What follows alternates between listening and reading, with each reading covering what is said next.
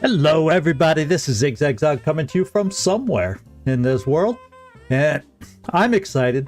We got a new stream starting today, and little long wars in store for us, so I'm looking forward to that. It's one of my favorite mods for one of my favorite games, so I'm looking forward to diving into it today.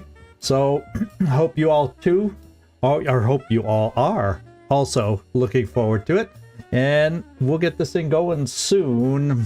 About 5 minutes to go or less, and we'll get to the top of the hour and make this happen today. Yes, Nightmare, it begins. It does begin. Yeah, not a moment too soon. Yeah, I know. On we'll be kind of going over the. I have it set up so we can go over and kind of learn that spreadsheet together, because I think it's helpful, as you'll find out, for learning some things about the mod, I guess you could say. But the biggest thing I like about it the most is how it anticipates what missions and what types of missions you can expect for each month. So you kind of know, hey, I've done so many UFO takedowns. I know I got a couple more to go, and then I know I have so many more abductions to go, and it helps you kind of look at your roster and look at your aircraft hangar and figure some things out and kind of anticipate, hopefully not get caught by surprise or caught unawares. So I'm trying to use some tools to, for not every, believe it or not, this game's been out for a long time. This mod's been out there for a long time, but it's also an old mod. So therefore, there's a lot of people that may have missed it the first time around. Was it 9-10 years ago, somewhere in that range? So there can be a lot of people that don't have an understanding, and I figured, well, let's go along and teach people. Hey, Trumpkin 777, yeah. So you're familiar with Long War 2, but not, from what I get from your comment, not Long War 1 per se. A lot of the basic game, but just not Long War 1. So you'll be able to quickly see the differences that Long War brings to the table over the base game, that's for sure. That is for sure. And I will be accepting from everybody in the live stream, if when we get to that point, whether we'll see how far we get today. But I'm not going to name anybody a rookie. Rookies don't have good survivability. But once we get our first promotions, then we'll start naming people after you all out there that want to request a character and whatnot. So what I'll start with is those that are actually on the live stream will get first dibs, and we'll try to see if we can't make that work. I'm looking forward to that. And I have something I want to try to use that I haven't had a chance to test out if it'll work for making the viewer selections in a fairish kind of a way. But, you know, we'll see. We'll see. If it works the way I hope. I've had a chance to test almost everything I wanted on this thing, but we shall see. Gleeser, thanks for dropping in.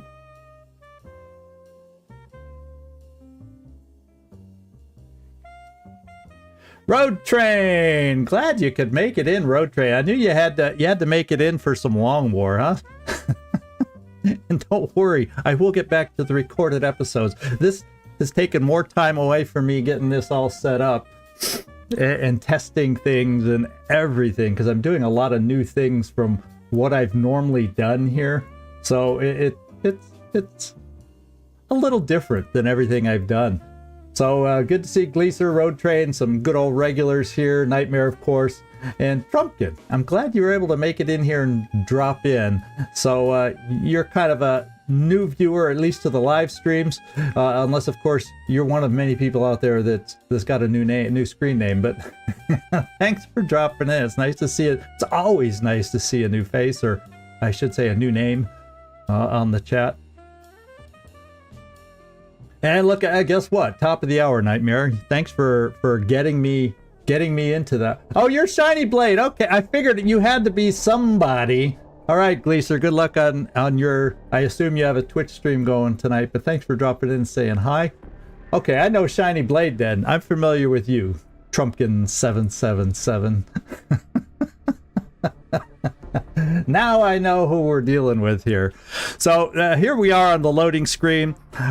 If you, I guess what I'll start with is just kind of look through the mods that we're using, give you a little overview. I won't go into a lot of detail as far as what they're all about, but I'll kind of do a light overview so you know what we're dealing with as far as the mods go in the game. Because I am using more. Yeah, revision time is up. You're right. This is it now. No changes now. So what I have are a few of these. Eyes shut tight. How you doing?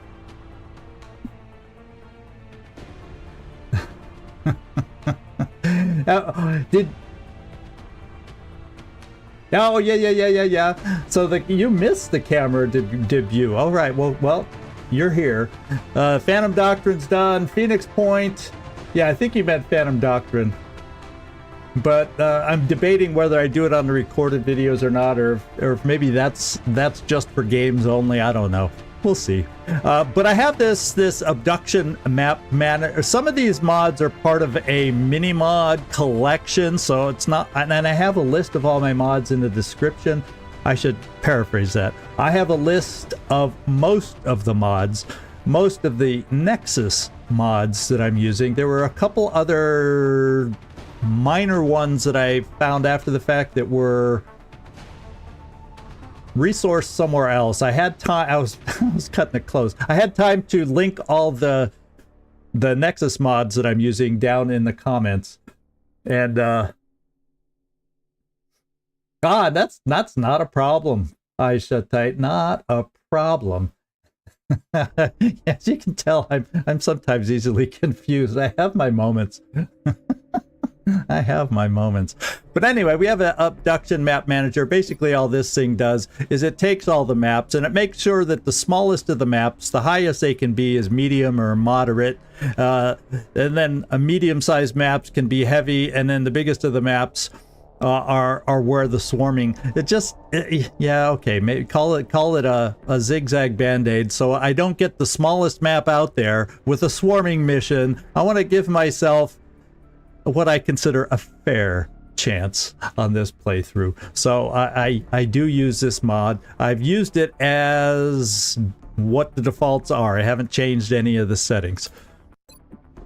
And alien sight rings, this is what lets you know when you're moving how far the aliens can see. Game speed I'm using, just so you know, I've sped it up a little bit, 1.3, so hopefully characters move a tiny bit faster. I find if I go too much faster, the voice packs sound bizarre. And the movements really do get fast quick. So we'll kind of settle in at 1.3. We can always adjust it if you think we could even go faster. I have improved enemy icons out here where the leader, if there's a leader in a pod, they have a slightly bigger head down off to the side.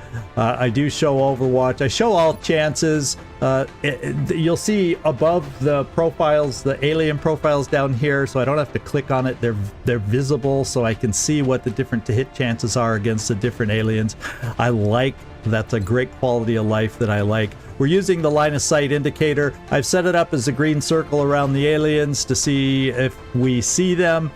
And there's other indicators you can set up, but that's still the easiest one for me to utilize in most situations. Bomb locations, part of the mini-mob, drop-in locations, landing zones, meld locations, pod locations, random spawns, that's all part of the mini-mods pack. I've touched none of those. It's all normal default on those. It just comes with one of the mods I use. Now this one I did touch because I thought it made sense. So we will get pictures of the maps that we're going to use if we have satellite coverage over that particular country. And I thought that made total sense. We still, on all of them, get the description. So we'll always have an idea of what kind of map, or you know, an idea of what different maps we should be choosing from. So the mini UI helpers, I use the ammo counter. You'll see on the screen. I actually use a turn counter up at the top to see how long some of these missions last. And then this one's a zigzag reminder. I showed when I'm choosing my squad, and it's not so bad when you only have 6 soldiers, but when you get up to 7 and 8 soldiers where you gotta scroll left and right, it lets me and reminds me, because it's very easy to look like your squad is full and selected, and then off camera you've missed an extra soldier you could take. Well, it'll tell me up top, you know, you only have 7 of 8, or, you know, 6 of 8 soldiers selected. So hopefully we will not go out. It's a zigzag protection, this particular mod is.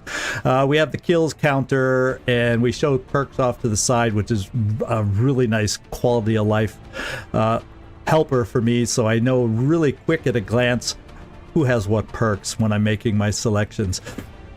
This one's minor. I haven't even got this far in testing, but the default, I think the in-game default is 8 is the range for wheel sharing for this perk. I've used 13 down from what the default is at 18, so I've increased it a little, but not as much as the mod does. yeah, something like that, Nightmare, but it really does help me, just having that one indicator up here. No blinking flashing lights, but you know, that's probably about the only thing. Sirens with flashing lights going off up above, that might help me never miss, but there's still a risk. Realistic fuel consumption, I'm not going to go into that detail. This one's minor, a little bit of a change. You get a scout sense perk after low profile, where your scout alone can sense where enemies are, and the higher you get promotions, the better information you get from that indicator of where the aliens are. I thought that was kind of cool, and encourages me to promote my scouts and get some good information from them. Sequential overwatch hopefully smooths out the overwatch process as that goes on. Soldier respec training. So I use this mod so later in the game, if we really just not happy with how we've spec'd. Hey, Hope Then, good to see you dropping in. We're just going over the mods we're using on this thing, really, I hope really fast, and giving you an idea of which ones we're using. Whoop on throws! Yeah, fresh start. We're always hopeful that it can go well. Now, in some of my practice runs, just getting used to testing mods and doing some different things, you know, first couple months, my best month so far has been 1 fatality. So I hope I can reproduce that in now that we're going live. But you know, I've also had worse results in the first 2 months, so we'll just see how it goes. Yeah, this is all right. So what that allows us to respec if we want down the road, kind of like what we're able to do in Long War of the Chosen 2. The big mod that you'll see, and we'll go over this in more detail, is the Air Game Squadron Unleashed 2. And that's, I think I'm having a lot of fun with it so far. And strip gear anytime. The rest, I'm not using any of these other things. You know, certain actions are free. Limit chain panic. I think that's one of the features of this long war. When you have half your squad, if you brought one, the chain panic is what makes this game frustrating. You know, that's XCom moment when the chain panic hits. Meld to boost healing. I tried the more glam cam, but I hated the camera angles it uses, and half the time I was missing what was happening because they were so zoomed in on the extra characters it does glam cams for. So there's lots more that's available. I just chose not to use them all. So there's a list of the mods. So I think it's time to get this thing a-going. We're going to do it on Impossible. we're going to stick with the DLC. They can be a challenge on Long War. I will tell you that. But for some, I've always enjoyed these weird little DLC. I call them weird, but you know, we all have experienced them before, and I just like doing them. As far as our second wave options, this is what I'm looking at doing. We're going to do hidden potential, and I'll make sure in the UFOpedia we'll review how that, what that means for us. And oh, you've never played XCom 1? How cool. Well, this is good. That's why I'm going over stuff, so hopefully you'll learn the differences. You'll see exactly what's different. You know, if you injure somebody while they're on Overwatch, they're still overwatching. That's probably the one of the number one differences that it takes a while for people to adjust to. They think, oh yeah, I'll just shoot that guy on Overwatch, I'll injure him, and the Overwatch will go away. No. They stubbornly keep their Overwatch. Now, if they are suppressing, that'll go away with an injury, but the Overwatch, they're stubborn in Long War 1. We're going to do Commander's Choice because we have viewers choosing characters, want to give you as much choice as possible for making your characters. And we're going to do Perfect Information. I don't do a lot of these anymore. And I've done Red Fog before. Hey, Captain Timo, good to see you popping in too. Yeah, it's similar with some differences, and it's good to know the differences. And I'm told you, I showed you no, I didn't tell you. There's virtual reality training. Most of your rookies get promoted or in the first month. So this is more for that handful that you may hire or didn't quite get promoted in the first month. At some point, they'll just gain very minimal. You'll see it. Training to working towards their next promotion. So you'll see. It's not as big a deal as I thought it might be at first with the little bit of time I've had with it. And I think that's all we're doing as far as any of these other second wave changes. This is all we're going to work with. Perfect Information, Commander's Choice, virtual reality training, hidden potential. There you go. I'm not touching anything else. Yeah, exactly. So like I said, I'm sending everybody out. I mean, everybody's for rookie mission. Anybody I send out as a rookie, we will not name them. The most commonly dead individuals in the first, 2 to 3 months are rookies. I'm one of those strange people. I love hearing Vahlen. And to be quite honest, I think they cut down Vahlen a little bit because I've been playing without it in my practice runs. And she hasn't been talking all that much. I've just had the first, you shouldn't be doing those with grenades, They destroy the artifacts, and so I like keeping in all those things, and I love Vahlen. So yes, I keep her in there. I do not remove any beginner voiceovers at all. Yeah, so we're not reducing that. We're not going to play Iron Man. I mean, heck, we're live streaming, so you'll know if I'm gaming or cheating or anything like that just by watching. So it's not like recorded where I have to choose Iron Man if I want to play Iron Man. And other than that, we're ready to go. I'm gonna play cutscenes unless real quick show of hands or whatever that you'd rather I just skip them all. But I think they're, hey Pepper, I missed you saying hi. I'm sorry about that.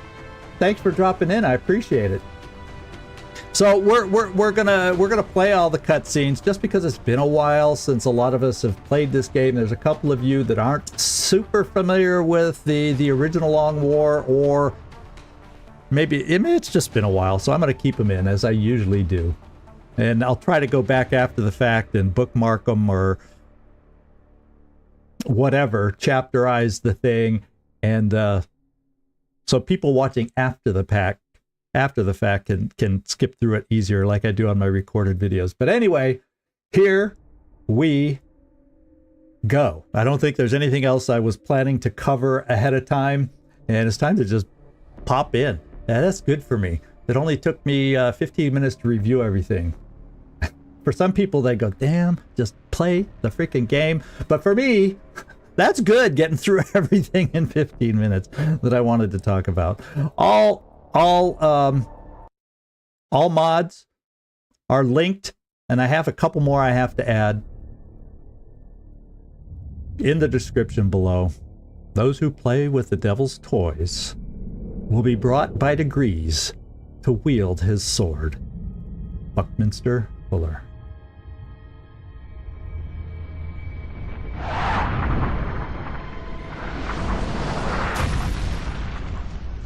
I've always loved this opening cutscene. Yeah, that's what I try to do, Hope Sen. You know, if that ever happened to me, I would not be going up to it. If something landed outside, I'd be running in the opposite direction. Yeah, a little late, guys. A little late.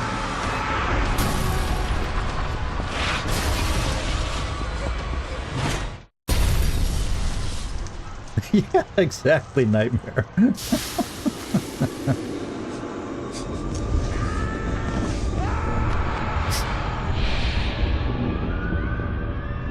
I remember the first time seeing this, I thought it was so cool. I was like, oh, this is amazing.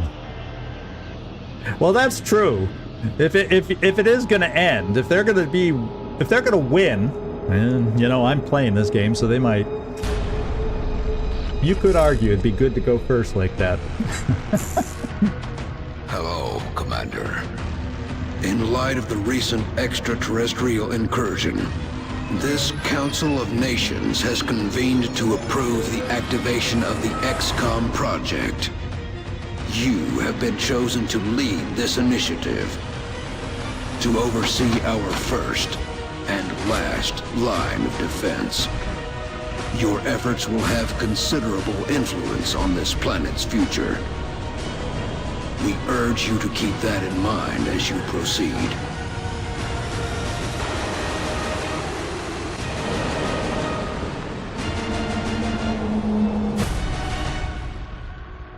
Good luck, Commander. Commander, we'll need it. Good luck.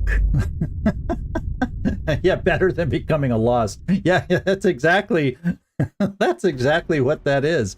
Actually, yeah, I'd rather have a plasma rifle to the face, to be quite honest, than, yeah, turning into a Lost. So actually, that's a good point. And knowing what's ahead with XCOM 2, you know, Long War of the Chosen. So one thing I will not do is we have to choose starting location and everything. And unless you all want me to, and give me a feedback real quick if you want me to, I can go over all the perks from all the different countries over here. But I already know what I'm going to start with. Yeah, just how you know about Newfoundland. Okay. Just real quick, is anybody interested in seeing what the different perks on the different countries are? Or should I just choose what we're going to do? I'll tell you what, I won't go over each individual one. You can always go to the UFOpedia, which I also need to link in the comments. I have not done that yet, so y'all can find it just in case, but usually you can Google that. But I like to provide links whenever possible. So we're going to be starting in Mexico. And I'll tell you why I'm doing this start. This is the first time, other than my little practice runs to make sure it will work for us, I'm going to be starting as Mexico and Wealthy Benefactor. The reason being, and it's mainly because of the new air game mod, Squadrons Unleashed. And please check out the mod link down below, because I don't have written in front of me SZ, I can't remember the modder's name. I'd love to give him a shout out, but I do have the link to his mod down below, and please check it out. It's amazing. I hope you like it as much as I do. But yeah, there's different Mexico perks. Like I could start the game with an Illuminator gun sight, small item. Normally you only get one later in the game after a particular Exalt mission. This would allow you to get up to 2 of those. Some people think they're quite good. And then each country, I think, also has... Oh, no, this one doesn't. There's also a 20% bonus to psionic training chances. Some of the countries have this choice, which says no unique bonus. You just pick the country and you move on. So each country has a individual country bonus, and then it also the continent. This is a 3-country continent. Another reason I'm starting here.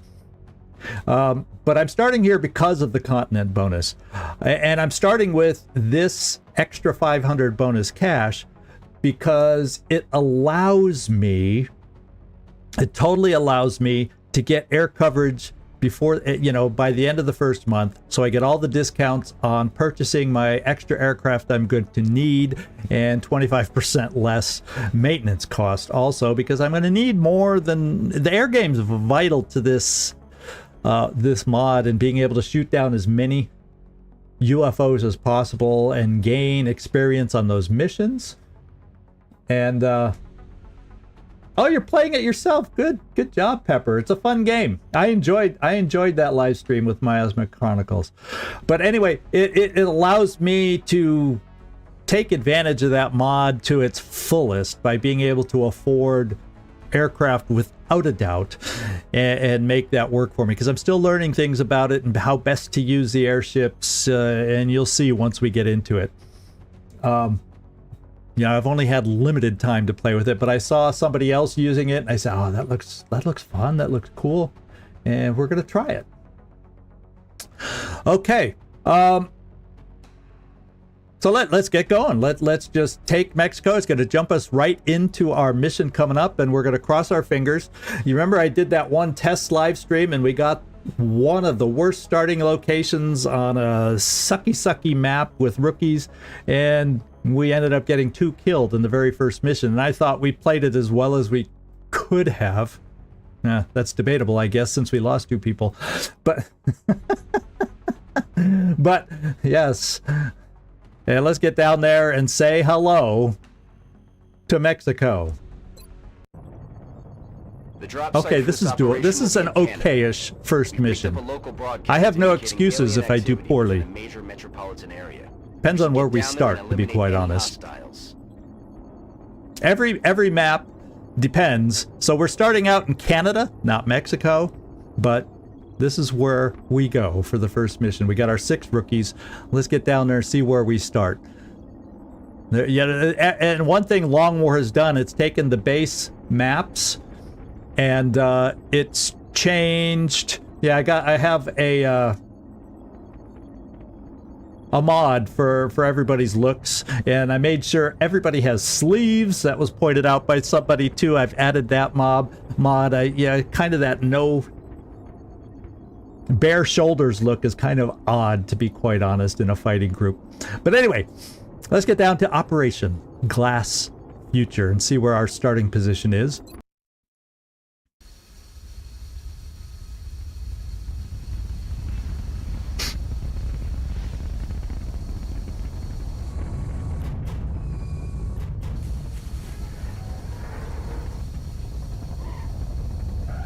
As the wheels gently touch down.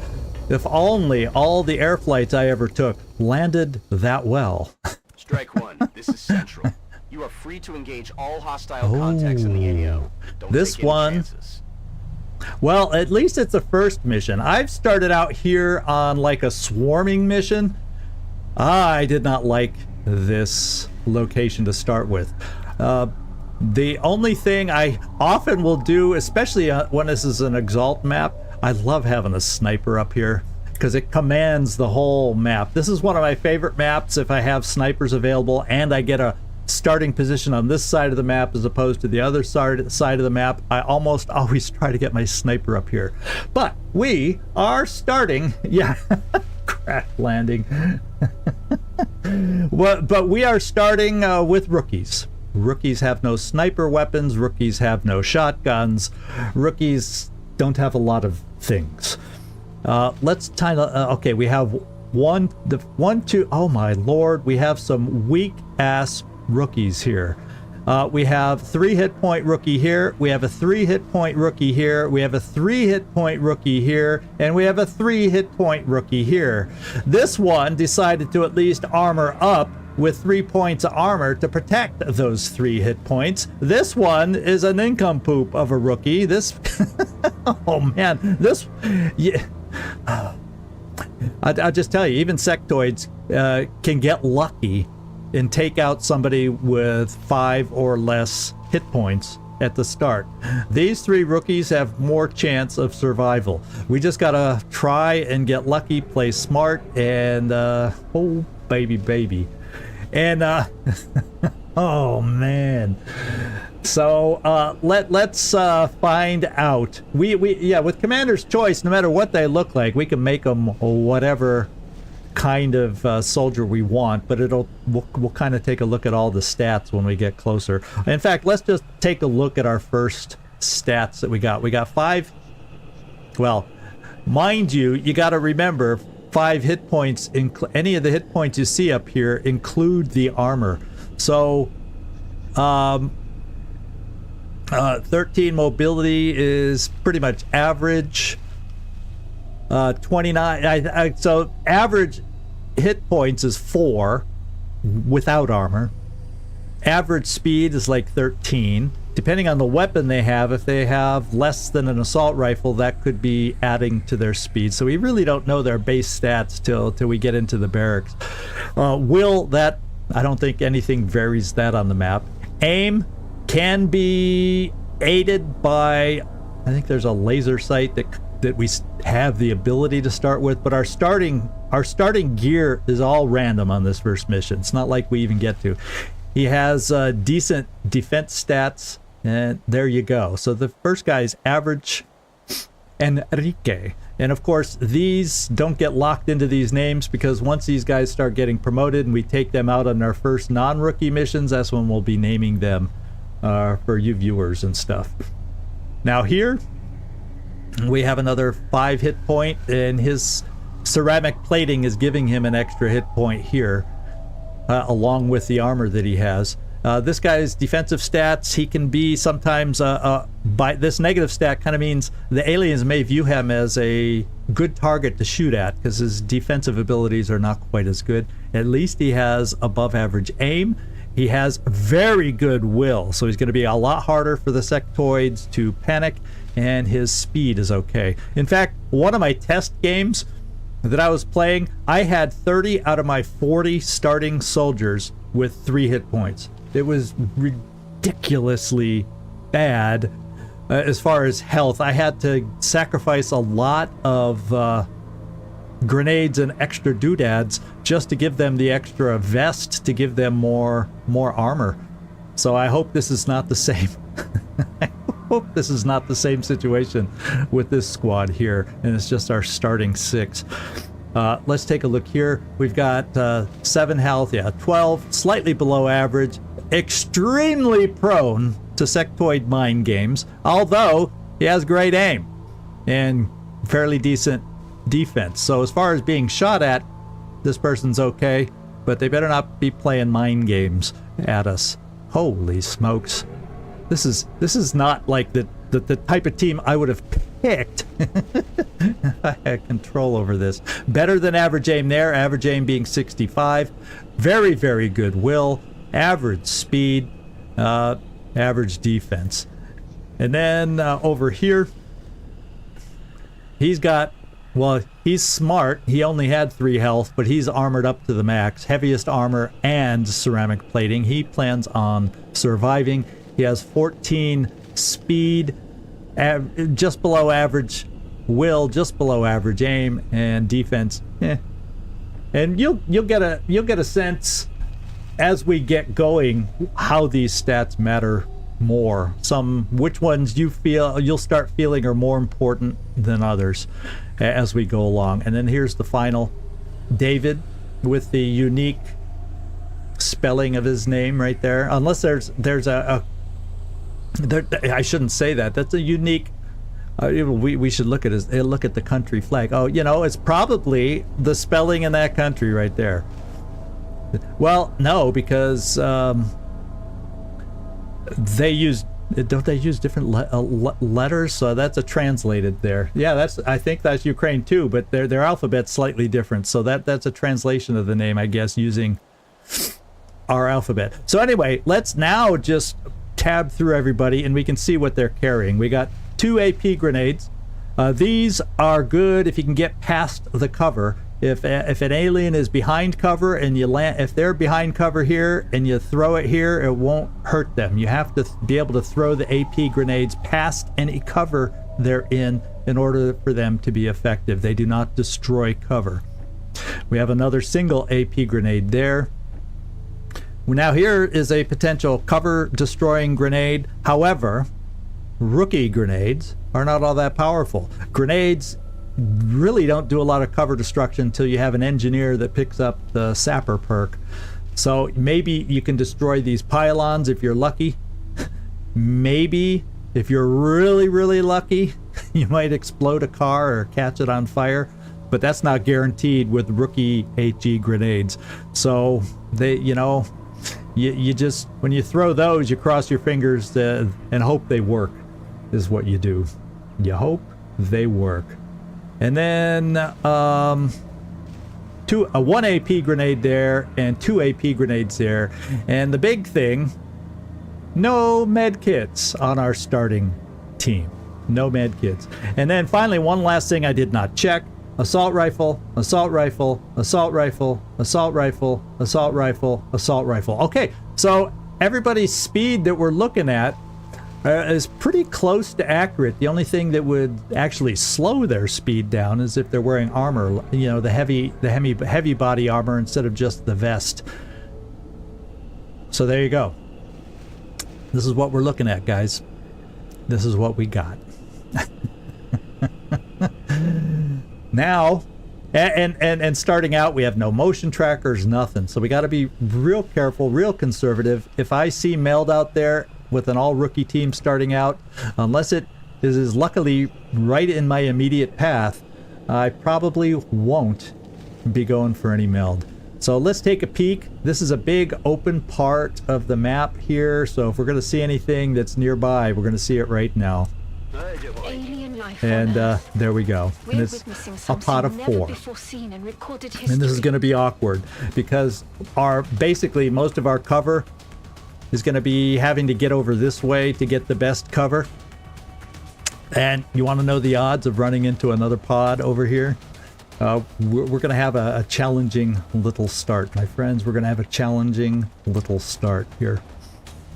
So I think the first things we got to do is we're gonna break line of sight. They're gonna start charging in, trying to get to us. But there's no way I can really stay here, because if I leave any one individual exposed, per se, they're gonna bully up on him and you know, mind game someone to death. So I think what I got to do is Mr. Fedora over here, Eric Davies. Let's go this way with you, get you behind the truck, and get some vision off this way. Roger that. Just in case we see something over here. I'm hoping and praying that the other 2 pods are over here. In the first mission, we faced 10 sectoids. I guess in the first mission, you have a chance for one of them. You could run into drones, but I gotta make room for everybody coming this way. I do not want to keep us exposed. You'll notice they can see us through this gap between the truck, you know, between the 2 parts of the truck, the trailer and the cab. So we gotta know they can shoot us through there. So we're forced to have to move farther along. Heading to that location. And thank goodness we did not run into another pod over there. So a little something, for the moment, is working in our favor. What I will do is get everybody moving out of line of sight. Then we're going to start looking. We will have the ability well, hopefully without another pod over here, we'll have the ability to potentially get into this truck with some full cover positions to do some damage to them. Otherwise, most of the rest of the cover that would be close enough to do damage to the aliens is going to be half cover. Oof. That's crazy. That's crazy. Oh, I'm always overthinking things. But the thing is, I've had this happen where I run over this way and then I have both angle. And I'm not as concerned about it, overthinking, when I got better soldiers. But when we're dealing with just rookies, holy smokes. Holy smokes. Alright, and then we're going to pull you out of line of sight also. Let's see. I think it's best for us to just break line of sight over to here. And then we'll work on setting up depending on how they move. Potentially we have 1, 2, 3 positions to shoot from once we see how they're advancing towards us. And you can see this over here. I don't know if you can see the wavy mark over here. That's 2 sectoids that are mind melding. And mind melding makes them stronger. If we can take out the one that's providing the extra strength to the other one, unlike the base game, it does not kill the second sectoid, but it does damage them by a couple hit points, I think. Base hit points.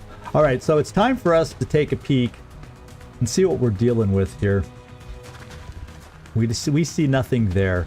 So I'm kind of leaning towards, now that we're at least in some heavy cover, we're going to set up some potential overwatch against these guys from a position of strength of full cover.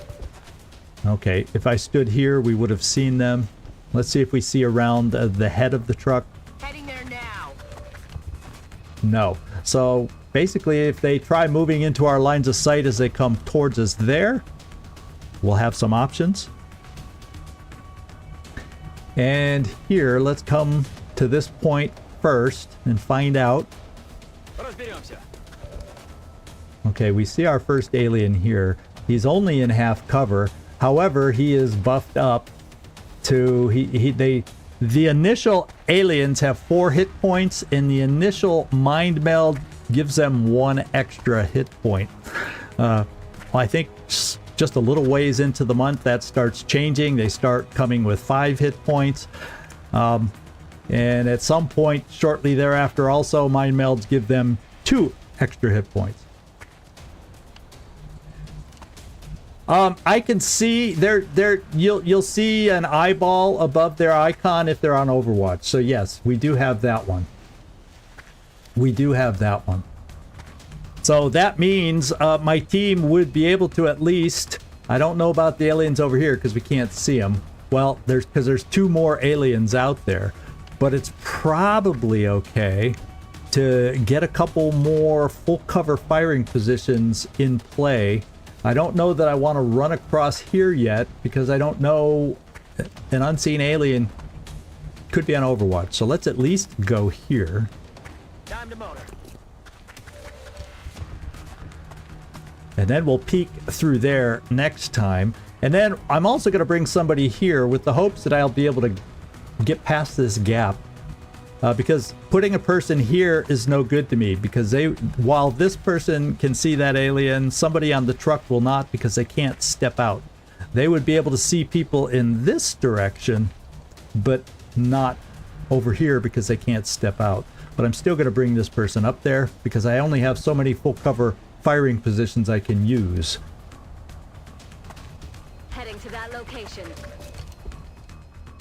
So basically, I'm going to have everybody in full cover positions at the moment. The question is, who will we be able to see? So this is not ideal. I can use... Grenades are very much usable coming up if he gets any closer and I can reach him. The only thing we have to watch is I need to not grenade 5. Of the 10 enemies that we're going to face, I need 5 of them. 1, 2, 3, 4, 5. To be able to get the starting technology that I want to get after this mission. So that's the way we're thinking. So we're just going to overwatch everybody now. I'll tell you what. Let's just get a sense of the grenades and how close we'll have to be. Okay, so the good news is probably these two individuals, if they have grenades, and one of them does. Okay, they both have grenades, so we'll be able to reach this guy, and definitely if he tries pushing farther forward. 34%, yeah, not amazing. But what I'm going to do is just on that particular one, because since he's buffed, that improves his hit and damage chances and his mind game potential. I'm just going to break line of sight with him rather than shoot a 34% shot. Everybody else, we're going to overwatch and see how this plays. You hear that? Yeah, I hear that because we know they're there.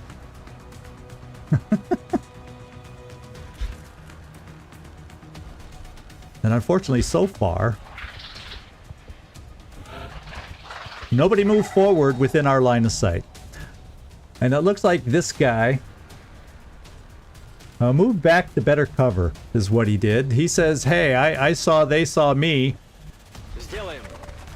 Oh, whoa. That could be a challenge that they're like daring me to take that flank shot, because that flank shot would force me into half cover.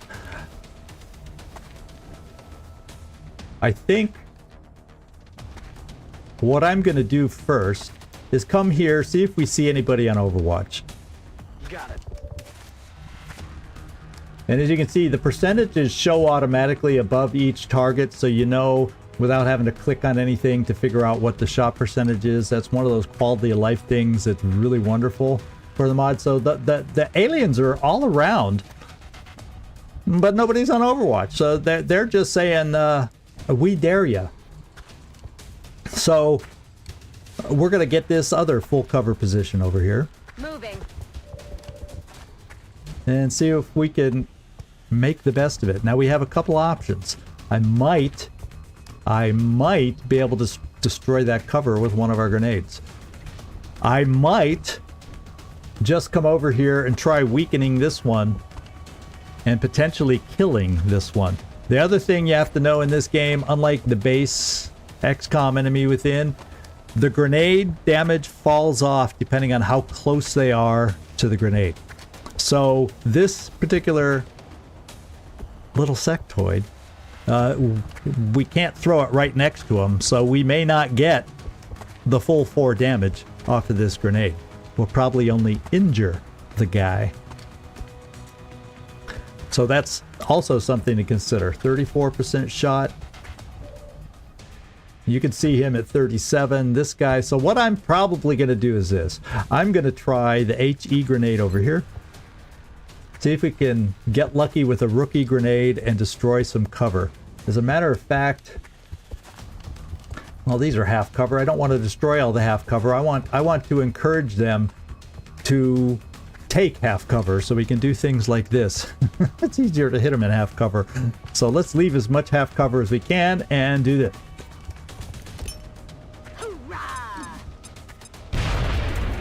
And did we? We destroyed cover. So somebody, if we're lucky, does somebody have an angle over there on one of you over here? That billboard's a little bit in the way. Oh man, through that opening, nobody can see this guy. Now, one thing we know is they're not on Overwatch. Are we speedy enough? No, we're not. To get up to that cover. So none of these guys can see. And the problem is, I can come out here to take the shot over here and get in range. There you can see the alien sight rings, so you know how far they can see. This guy's sight rings over here, they reach out a little farther, so you have to, they don't show them all at once because it drives me crazy when they're always on the map. So I have a setting where they're not always visible. There's his rings. So we're in his sight range, if we had an angle on him, we'd be able to shoot him from right here, but we don't.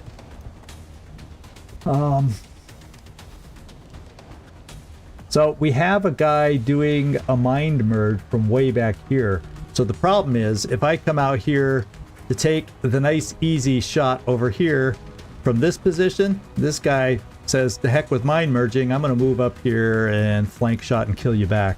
So we're not at luxury to take that. So what I'm going to have to do, unfortunately, is try it with rookies. And rookies on an open, wide open flank shot, look at this. Look at this. It's only 67%. But that's as good as you're going to get. Hey, Oust, how you doing? And of course, there you go. No way that just happened. There's our XCom start. Now, the other thing we could look at... No, because even if I was able to climb somebody up to this billboard to get height advantage, improve our shots, these guys are still too far away. Just too far away. So I'm worried that now that this guy's going to get away from me. Doggone it. Well, let me see if I would do this, because I can move one shot over. Let's see who has the best aim of this particular group. And I'm going to move him into half cover. This guy has 63 aim. This guy has 64 aim. Woohoo, so much better. And this one, oh, there's my shot. There's my shot. It'll be putting this person in half cover, but nobody's really in line to be able to take advantage of that half cover. Okay. We're going to pop over here and see if we can get a hit this way. Shot failed to connect. You learn to love rookies. You learn to love rookies. Yeah, there's always pushing forward, especially with rookies. We got a crappy position as far as maneuvering right now, because we can't reach. We just can't reach a lot of other positions. So what I'm going to do is we're going to slide you over here. Man, this guy's pretty far back there, but the minute I come around the side, you know. Now the other thing I could think about doing is coming over here to full cover, but that means this guy would next turn be able to get awful close. There's also range bonuses when you start getting close. So that guy's going to get away. And if they mind merge him a couple times, he'll be back to full strength. I'm going to try, because I think it's a better chance to do some damage here. I'm going to attempt the grenade there. And we got lucky. You may want to instruct your men to exercise restraint when using explosives. Thank you, While Vahlen. certainly effective at killing aliens, they also destroy the artifacts we're hoping to recover from the bodies. Just something to consider. So David has our first promotion, who will be renamed soon. So that little plus down here on the icon below by his name shows that he has a promotion. And you'll see coming in, mission experience alone, everybody here has 110 health. And as long as everybody gets a kill, on the first mission, you need a kill to get a promotion. The only thing that'll offset that is if somebody dies. Then you need 2 kills to gain a promotion. So this guy's going to get away. There's nothing I can do about it without putting us in danger. I'm going to bring you out here, so at least maybe we can get an Overwatch shot. Yes, I could have stood me in the open too, but he could have stood there and shot back at me. Maybe he'll run across. Maybe he'll run across and we'll get a chance at an Overwatch shot, right?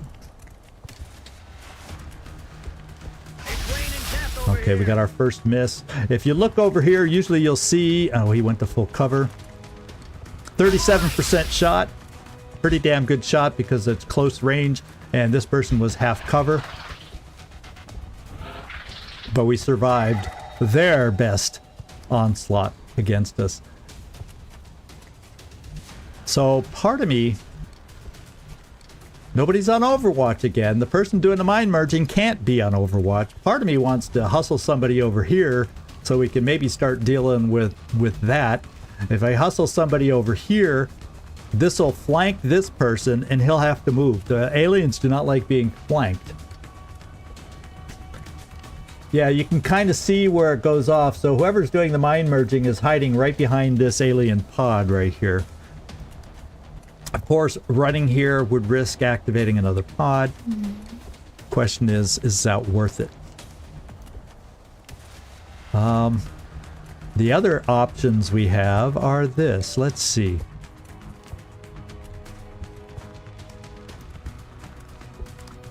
He's got 5 health, so a grenade is not going to kill him.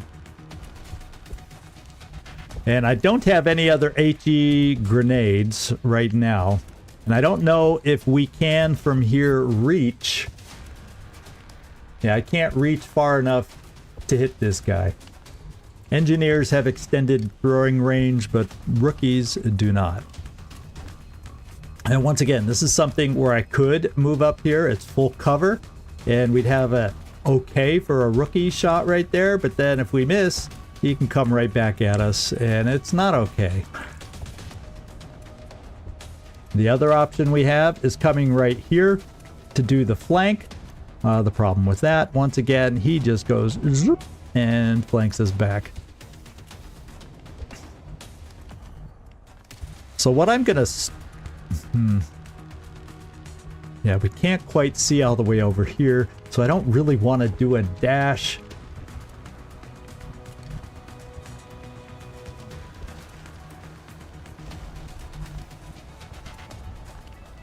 But and also then we might come up here and start seeing alien pods also. So by being aggressive, it's kind of scary. So I'm almost considering this is let's get these guys. Let's get these guys dealt with. Let's do this. Get this guy killed with a grenade. That's 2 aliens. We can kill up to 3 more with grenades and still be okay for the research we want to do. I'm considering then dashing somebody to this full cover. It's only half cover on this guy, but we would have him flanked. He would need to move, overwatch everybody else that I can, and see if we can get lucky that way. So that's kind of what I'm considering there. Definitely what I'm considering there. You have a grenade left. I wonder, can you can't make it over the truck. Yeah, I'm hoping I'll have one person see if we can just throw a grenade. Someone who's going to stay over here, like maybe you. Let's finish this guy off. We can drop it right on him. That's a guaranteed kill, even if he doesn't get the max damage. Unless we roll a 1. There's always that chance. Throwing grenade. Hey, Felipe! Good to see you! Kind of an icky situation. We opened up in a very limited spot, not being able to be mobile, and very limited on what we can do with these guys. We've had to resort to explosives. 2 of them right here. Not thrilled with that when you need the carcasses. So this is what I'm thinking. Let's come down here. Oh, you know, that may not be the flank I think it is. But I can come this far. And he could probably run here and then flank me back. There's always a return flank.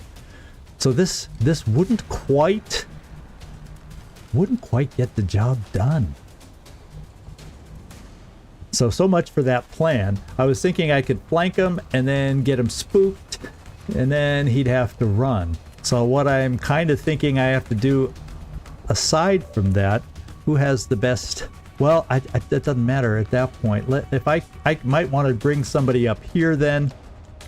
It's only a small push forward, less risk of running or pulling another pod. We could get a grenade over there again if we need to. Okay. We did not pull another pod. But what I may just do, even though it's full cover, we're real close, and he's buffed. I'm gonna come up here. And we're gonna set some overwatches. Try and encourage him not. Okay, we can at least see this guy now.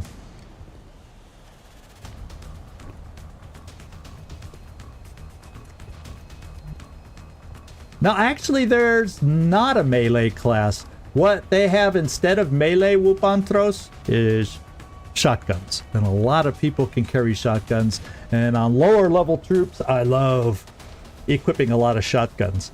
And that's your close-up stuff. Yeah, well, actually, once we get up to mech units, you're correct. We do have melee abilities with the mechs. But base bio soldiers, no. I'm still debating about this. If you can't bring a knife to a gunfight. Well, we'll just... If you have a character on Thros, we'll just have to chop off your legs, chop off your arms down the road, and turn you into a mech, and then you can start having your fun. You just have to wait a few months, game time, till we get there for you. Let's see. I'm really feeling like I should be aggressive, and then I know I'll pay for it if I do. I would really like to come out here, but he would only have to move forward about 3 spaces to be able to flank me and, yeah, kill me. That's too easy. So we're just going to have to overwatch from where we are. Oh, well.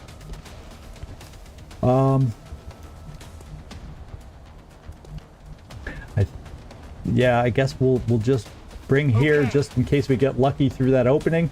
With that overwatch, get her out of half cover. We're overwatch here. I'm debating on hunkering there. I'll tell you what I will do.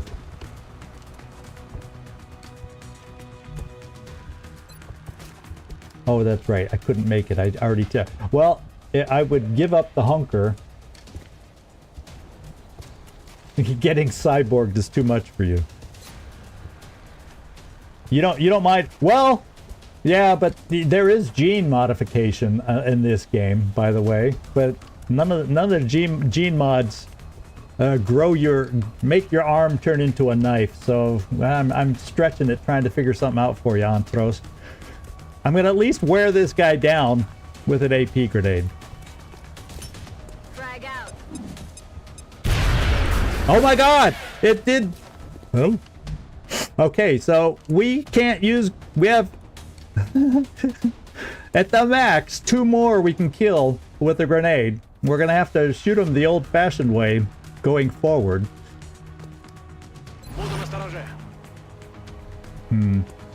Yeah, I can't move up to full cover, so we're gonna wait here. He's probably gonna run away now to another pod. Yeah, there he goes. And so,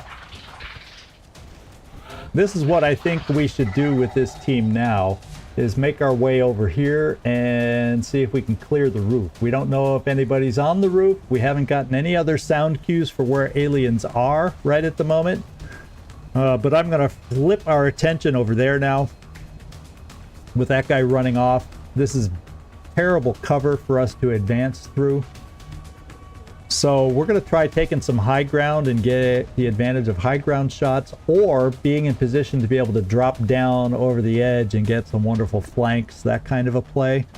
So I think I'm going to try adjusting ourselves this way. Got it covered. That's what we're looking for. Oh, we find some meld?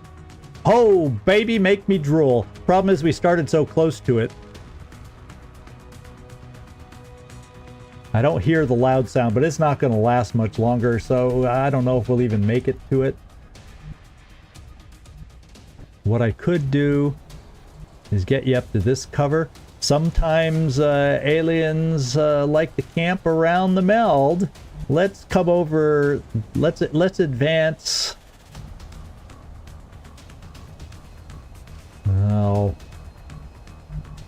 Should I be brave or should I not be brave? That is the question. I'll tell you what I'll do. How far can you make it? Oh, this car's only half cover. Well, if I'm going to move somebody else into half cover. That's affirmative. Okay, no alien pods. We're shifting en masse now that I know I can make it. I'm not thrilled about taking a gas tank as cover, but sometimes you do what you gotta do. Rolling out. Yeah, I hope you don't mind my dashes now, Anthros. I'm not being a zigzag wimpy commander right now. Moving out. And this guy won't be able to move far enough to get us in his lines of sight, so I don't have to worry too much about cover from him. From it. And any pod over here, we'd activate. We can stay in the open in this direction because the turn they activate, they can't shoot. Not yet. Floaters sometimes can, but not the regular sectoids at this point in the game. Hey, I know your advice, Anthros. You're the one in Baldur's Gate 3 that was trying to get me to use radiant damage against those that shot radiant damage back at us. So I know how to take your advice, my man. I know how to take your advice. Ooh. Now this... Well, the good news is, if I activate a pod that's hiding around the corner, and just in that quick tile scan, at least they're not that close, I can get the meld. On my way. And then back off, and we didn't activate. How cool is that? So we didn't activate.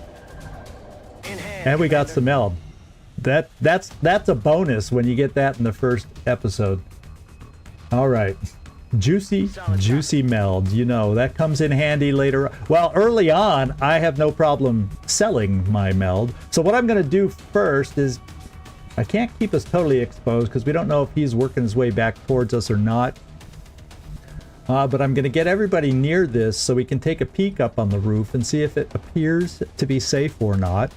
And start listening for sound cues to figure out where the other pods are at. Moving.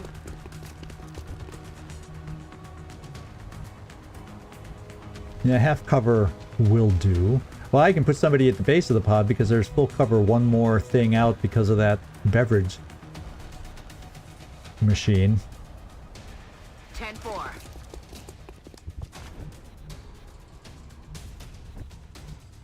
Уже иду.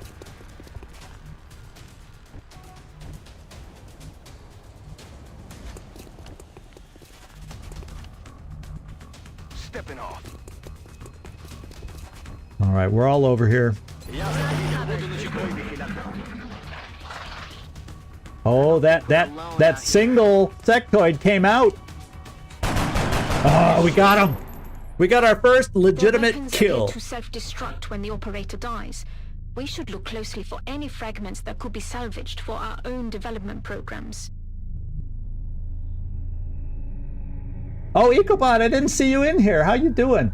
Yeah, well, my naming will happen to people on the live stream here. Live stream viewers will get first choice, but it'll depend on the mission. When I have naming opportunities come up during a mission, whoever's on the live stream will get first choice. I have not done it yet. I'll probably set up a naming list in the Discord. So just wait for me to make a channel for that. So that way, I know everybody can't make it to the live stream every time because, you know, it's time sensitive for everybody. And I'll give a secondary opportunity for people to pick up names that way. And I'll explain that more once I get that set up. That's one thing I didn't quite complete. So there will be naming opportunities, but anyone who can make it live on the live stream will be getting first choice. There's going to be less competition if you're able to make it onto a live stream like now. Although that's contingent on at the beginning of any next mission, at the beginning of it, if we have a spec that hasn't got a name yet, we'll name that person. Phantom Doctrine ended. We completed it successfully. How about that? I'm going to come up here for a gander. I'm not going to peek around the sign over here. We are going to come up over here, and if I run into a pod, since it's a blue move, I can quickly and hastily retreat if I need to. On the move. Alright, so the roof, other than a slight chance in the back, the roof is ours. So we can easily get up on the roof, because if we activate a pod up here... Oh, the other thing to show you guys, there is a counter. Now that we're in the battle, one of the mods gives us a alien counter here, so when we activate a pod, it'll tell how many and what kind of aliens are active, and then it'll keep a kill counter for us over here. So that's something else I wanted to point out also. Hey, Whoopantros, I'm glad you were able to at least drop in for a moment or two, and you know, keep your eye open for getting a name, even though I know we don't have a blade for you, but love to have you a part of this thing, even if you can't make it every time because of busy days at work. But thanks for dropping in, I appreciate it. Sweet dreams, I guess we can say to you. And we're going to come up here for the sound cues. I'm on it, Commander. On my way. And see if we can determine where the other two pods are. There's going to be 2 more pods. Each one will have 3 sectoids in it, or one of those they could have a drone, but usually the first round is all sectoids most of the time. Got it covered. Moving to Overwatch. Yeah, where I need to, as I'm moving forward, I will get the reloads done. But for starters, let's just make sure we don't have any surprises at the other end here. Okay, the roof is ours. We heard some sectoids down below somewhere. We just did not get a sound cue yet as to where they might be. Headed there now. So I'm going to reload right here. So when we do run into them, we got our max ammo. Heading there now. Good to go. Heading there now.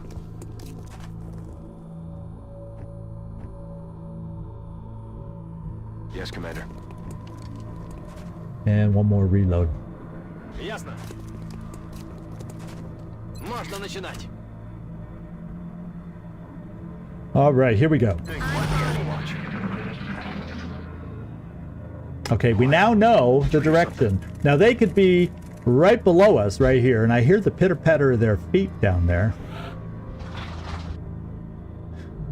It's kind of a little difficult, or, you know, they could even be over this way, but more than likely they're right underneath us over here. And that's one thing I gotta learn and remember, is that sound cue before or after they moved. I swear I never remember that. How long? It's, you know, it's something I got to remember every time we found them off in the distance. The good news is they're going to mostly have half cover, which means look how much better our shots are. If we were down on their level, that would have been a 34% shot. We get an extra 20% by being up in the roof. The bad news is the roof is all half cover.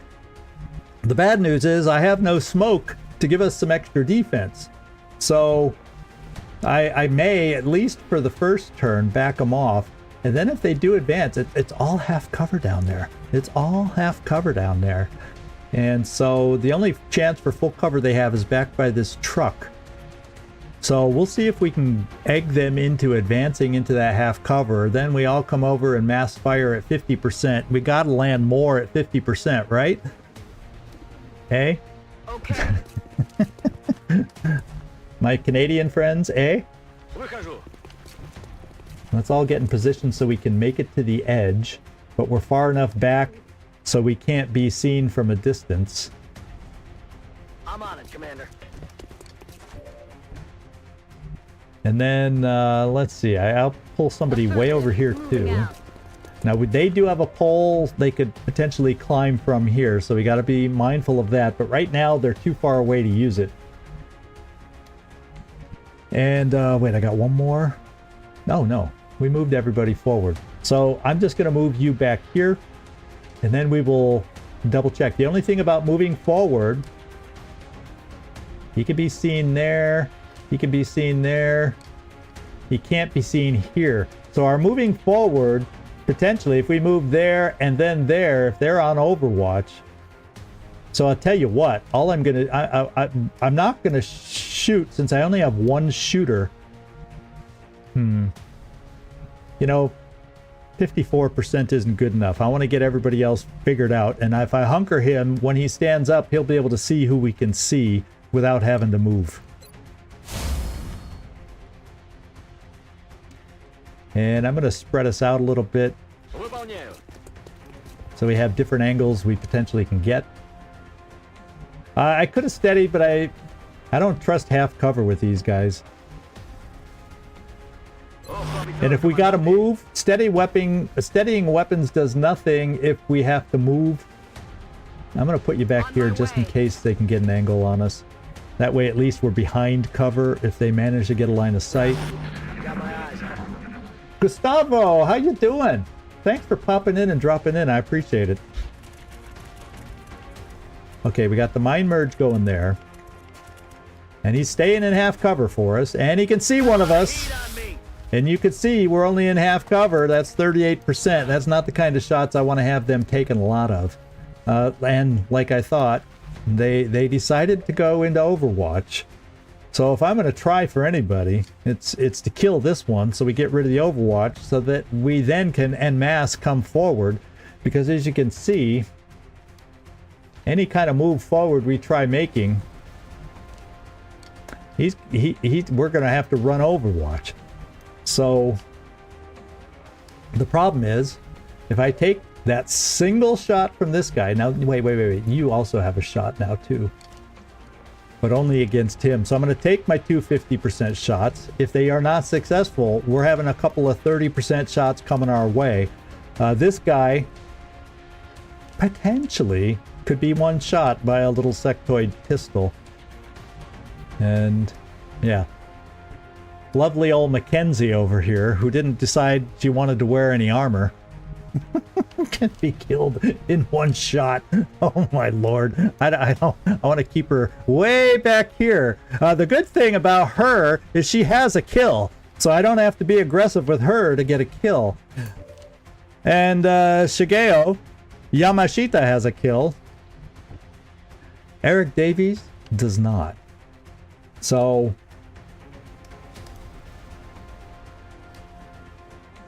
yeah, I you know, Ecobot, I like both games. I like Phoenix Point, and I like this game. So I'm always going back and forth, back and forth, back and forth. And it's a little weird to get used to it all. Now, the question is... Okay, so I should be able to get another shooter against him. I can get him up here. So it says I can't be seen here. So I'm going to try maneuvering here, and it shouldn't pop the Overwatch. And if it does accidentally, he's got the hit points to survive. I'm on the move. Okay, it paid off. And that gets me somebody who needs a promotion at 60%. And we're going to try this shot. How she sees, I don't know. But, you know, who am I to argue? Oof, wasn't a kill, though. Wasn't a kill, though. Eric, you're probably going to do the same kind of damage.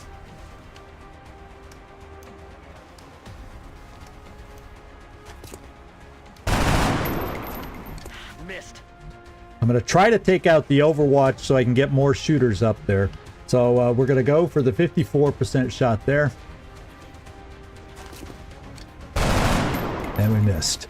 Oh, shot wide. And I don't think we have any other... Yeah, we have no other lucky moves to get us up there.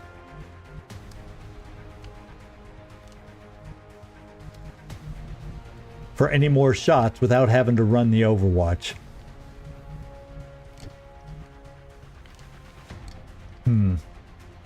Do I feel lucky running the Overwatch? The guy can't be killed. An Overwatch hit will not kill him.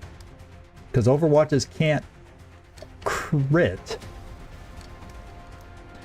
Yeah, sometimes you just need a break. That's why I like playing a variety of games. That's why I've been enjoying the live stream so much, EcoBot, because I get to play a bunch of different games along the way, as opposed to just focusing on the couple that I initially started the channel with. So I'm having fun with the live streams. Let's... Still got another pod out there too. But that's 2 shots I'm going to be taking at like 35... 36, 37, 38% against me. I don't like... Aliens tend to hit on a lot of those. Well, I'll tell you what, we're going to try running the Overwatch with you, because then that frees up anybody else getting up there to take a shot that might want a shot. And we're going to give that a go. And we're going to run it and hope they can't hit us. Here we go. Because he has enough health to survive a hit. Выполняю. Ooh, baby. We did it. We did it. We did it. We did it. Let's see if we can get rid of the Overwatch. No. Корректирую огонь. Well, we got rid of the Overwatch already anyway. We were going for the kill. Mackenzie has a kill. And Enrique does not.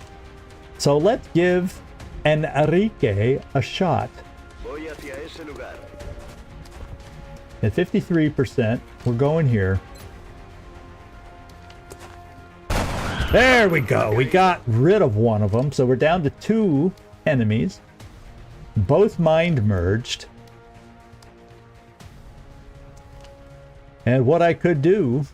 I just don't want to move you up anymore. You got your promotion, and you can be one-shot killed. So I'm just playing the wimp here. Because we're taking, yeah, see what I mean? We're taking our hits, but there's no mind merge going. So we can gang up on one of them. Incoming fire. So I'm totally leaning towards ganging up at least on one of them with those 50% shots that we have available. He's sitting down at 5 health. Well, you know, half our team is 5 health right now. Yeah, and it was only armor damage. You're right. So it's the only bad thing is it does make him one-hittable, but from cover, not great odds. So we're gonna do this. We can take shots from where we are. We're gonna gang up on this guy and hope. Okay, we got 4 shots. They can see that guy. 5 shots. We're gonna gang up on this one right here, because this guy's farther back. So if we gang up on him next, he shouldn't be able to get out of the way. Do I? Well, that's another option. Do I have any more AT grenades? I have 1 AT grenade. And we haven't heard sound cues about any other aliens. Let's see how far he can throw it now. Not bad. But like I said, AT grenades are not a guarantee to kill. I'm going to bring him to the edge. Hopefully the other pod isn't directly below us. Heading there now. And it's not. We're going to come all this way over here and see what we can do about this cover of his. Frag out. Is a picnic table nicely destructible. One of the flimsier things. Now, who needs a kill? You do. Now, notice it didn't do any damage on him. He must have got an initial damage reduction because he was in cover. So the grenade fall off because we didn't get it right next to him. And AT grenades don't do as much damage as AP grenades. But we're going to give you a chance for a kill. You need a kill right now, Eric Davies. 87 frickin' percent. Eric Davies just picked up his kill. So who's left? Just so we know. Guess what? Everybody's got their kill now. No, except for you, probably. Yeah, except for Gorjivan Nera does not have a kill. So whoever's left, we're going to start shooting at the other alien. We'll have to move you forward to get that shot. But he's not on Overwatch. We're going to gang shoot over here now.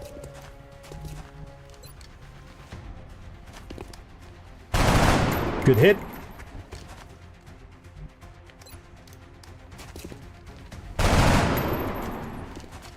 Цель не поражена.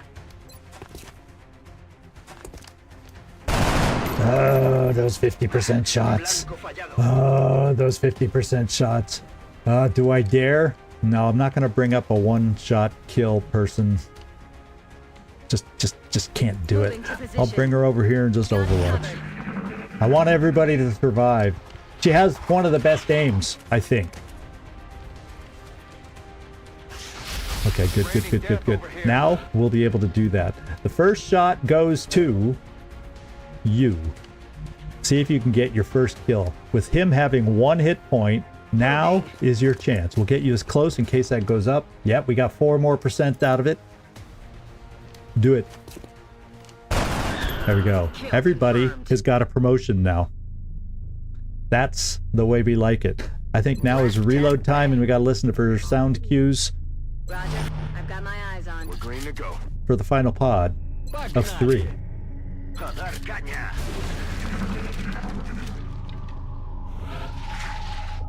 Okay, I hear them, but I don't get a good sense of where they are.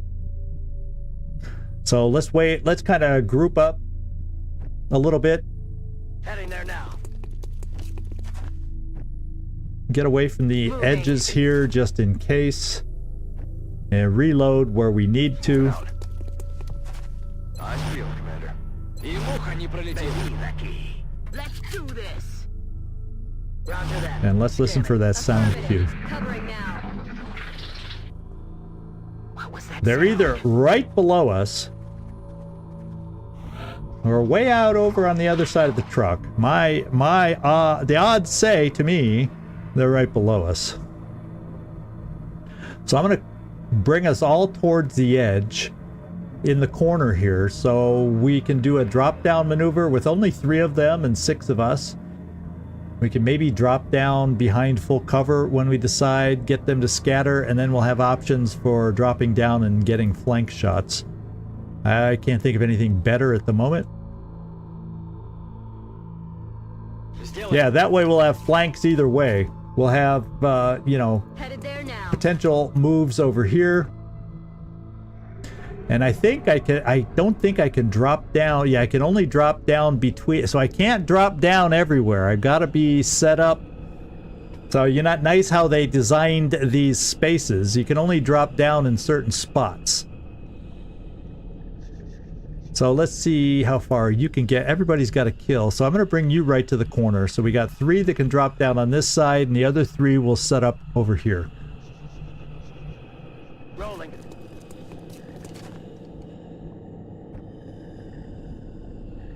Copy that. Okay, we got our 3 drop downs here. Let's go look at this side of the map. Okay, we're going to have to adjust you over 1. I missed it by 1. Да, командир.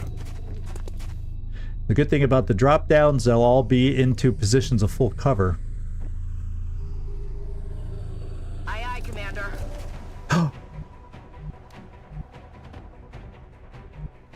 They were way over by the truck.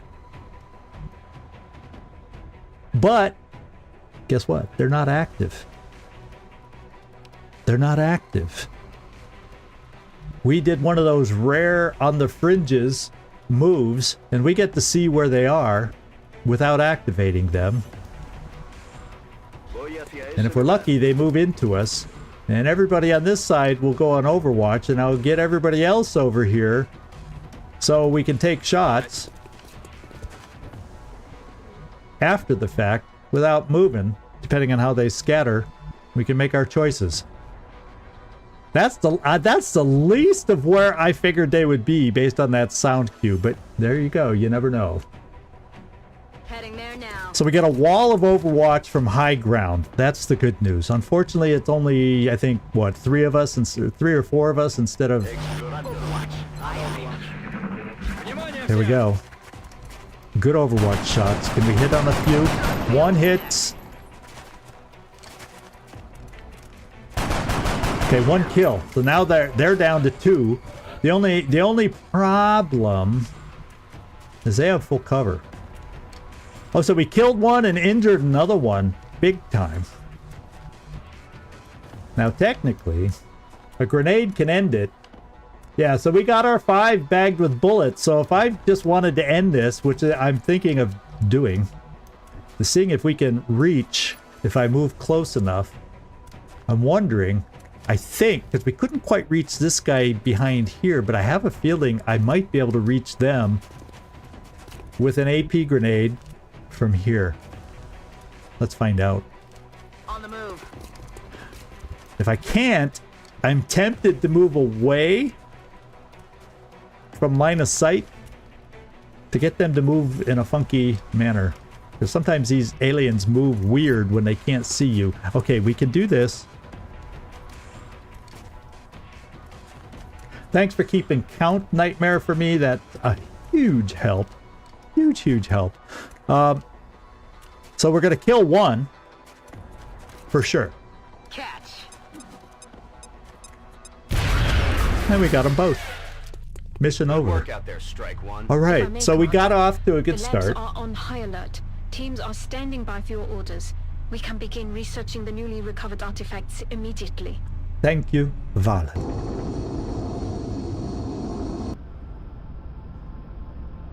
Commander to the research labs. Commander to the research labs.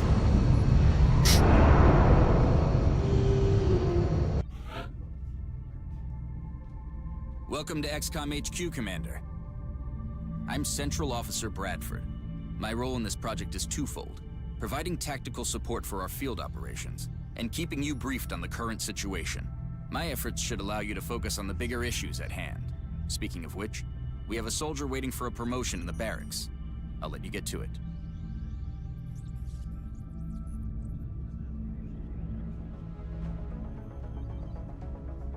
Did you all notice how much younger Bradford looks? Business down there, and without so much as a scratch. And there's Shen, the father of Lily. What is it, Lily? Shen? We're going to enable the tutorial experience just so you guys can start learning about the Squadron Unleashed mod that I'm using for the air game. So I'm going to click yes on that. And you have chosen to hide some of the tutorial screens. Tutorial screens? I don't need to see the tutorial screens. Okay. Yeah, the sweater ages less than he does. Very, very good. So what I do is when we get our first promotion to specialist, I do not do the promotion right away. Once we get our classes picked, I'll do the promotions right off of this screen. But the first one, I like to keep the pool available in the barracks and pick the classes that we need as we go. Make some of my choices mission dependent based on the situation. I like the flexibility that gives. The recovered artifacts are being unloaded, and the research team is waiting your orders. We'll get started as soon as you give the order, Commander. All right, we got 5 sectoid corpses, 5 weapon fragments, and 6 meld. Now, a perfect one would have been 10, 10, and 6. There's probably more meld too, but to get any meld on the first mission, I call that a win. Xenobiology, that's where we want to start, and I'll tell you why in just a moment. I'm going to pick mission control, even though we'll back out of it. Otherwise, they keep calling out mission control, commander to mission control. Now we got rid of that. So let's start with research. Hello, Commander. My name is Dr. Vahlen. I oversee the research labs. This is where all of XCom's research and development takes place. We have already begun analyzing the artifacts recovered from our first encounter with the aliens. Based on our preliminary findings, we believe we can use them to develop some new equipment for our soldiers. With your approval, we will begin research immediately. I approve, Dr. Vahlen. I approve. Let's see, new research. And the reason I start with xenobiology is plain and simple this. Xenobiology, once completed in 18 frickin' days, allows us to trade our resources, have countries make requests for sectoid corpses that we hopefully will earn a lot of and save up. and trade scientists for those things. And we start with 10 scientists. When you go to the UFOpedia, all the research times are based on 30 scientists. So in the UFOpedia, it may not show 18 days for this research, and you're going, why is it taking so long? It's because we only have 10 scientists at the start of the game. So it's a slow research right now. Commander, I realize our troops have to put their own survival Yes, first. we love Vahlen. Every alien we use explosives against is one less opportunity to recover new artifacts. Do you understand? Commander to engineer. Yeah, we understand. Ah, Commander. I was wondering when you'd be stopping by. Welcome to engineering. Anything they can dream up in the research labs, we can build it here. Speaking of which, Dr. Vahlen has just sent us some new schematics. With your approval, we will begin fabrication. Yes, Commander please. to engineering. So what we have to do is he gave us some new items.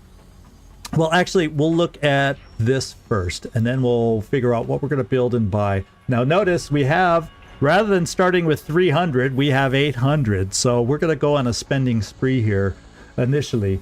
So, we like Vahlen very much. I don't mind having her tell us not to. Now, here's our... Oh... Not thrilled.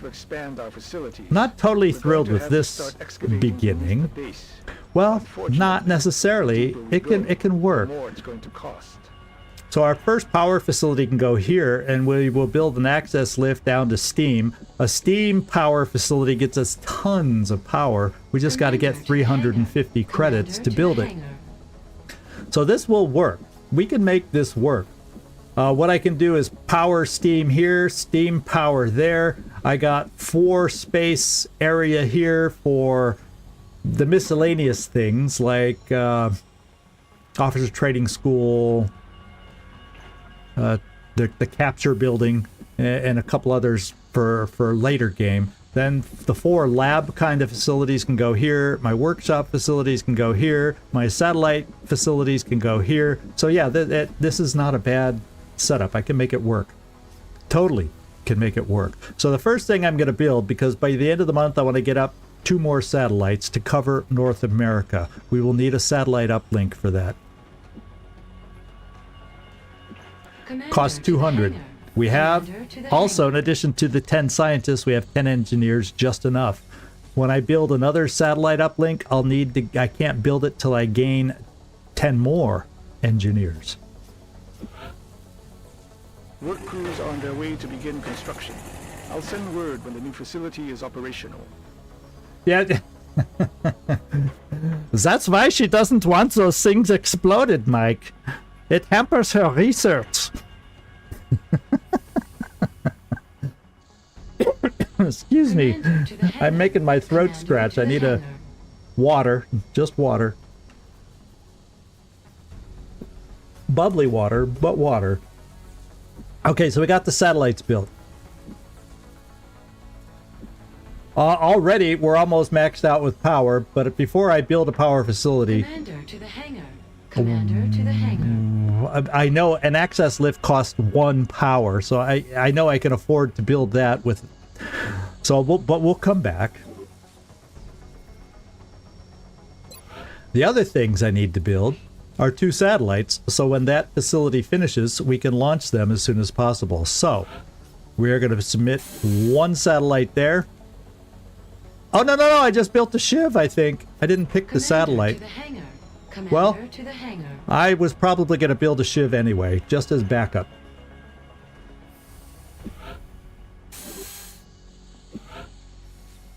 I could always cancel the Shiv if I decide to, if I can't build everything I want on this first turn. The other thing I need to build is, I'm going to build 2 motion trackers, because whenever I just build 1, the game notoriously decides to injure my scout, who normally is carrying these things, and therefore damages my 1 motion tracker, and then I got to build another. So I've learned, especially with this start, I can afford to build a couple. Commander to the hangar. And so we have 2 motion trackers being built. They're super helpful. helping you give you an idea of where the enemy is invaluable.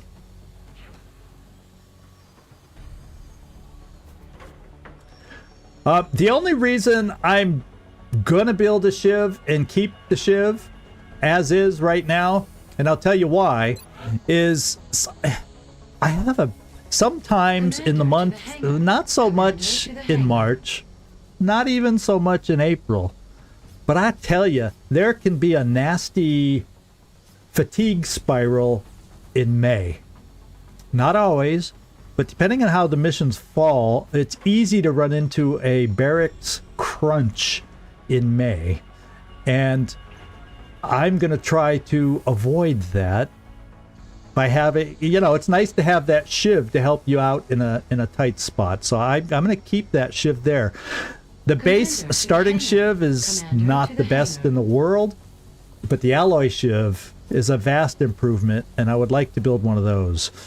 But this is more to help me in May, in case I get into that fatigue spiral that makes things very, very difficult. Just having an extra Shiv is huge. And you know what I'm going to do? I have lots of choices I could do right now. I could build my access lift.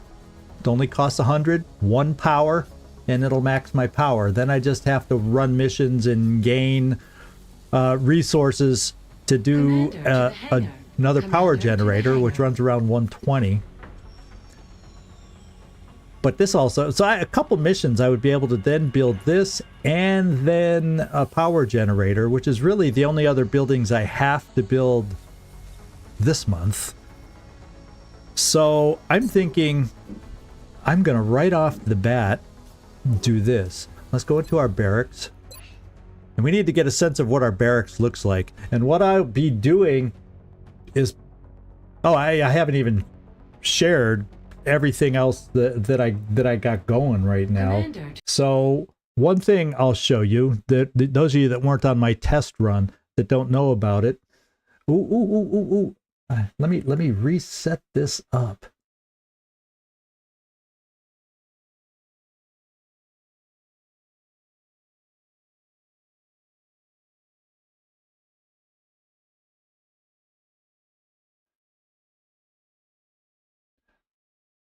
I need to open... Okay, just a second.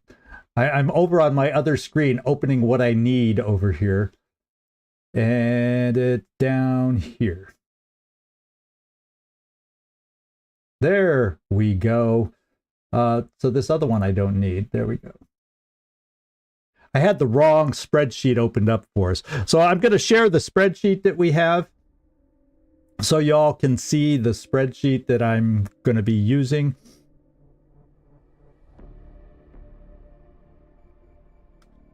And it should be showing up any day now.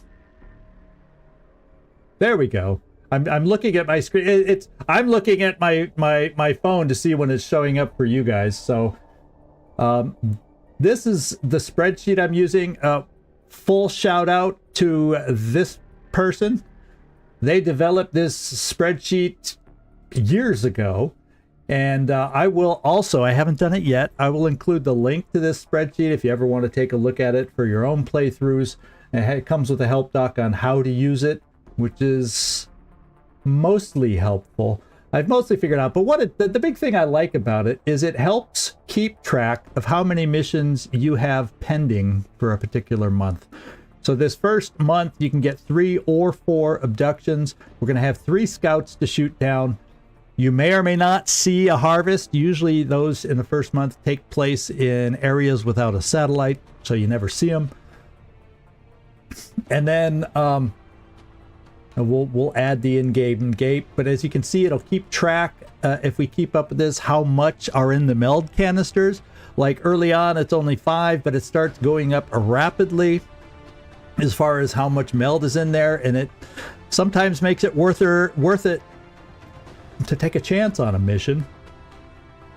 If you know you're going to get 15 meld in one of those canisters, when the meld is worth 4 credits per thing of meld, So that's a lot of money that can be added, that you can gain fast to help with your fight against the aliens. These are all things we do based on what we do for our missions. When they get their first base, we put it here. When we lose soldiers, we put that there. And we'll go into more detail there. As it updates, it'll tell you what kind of enemies you can expect on the missions. A terror mission, yeah, all the different types of missions.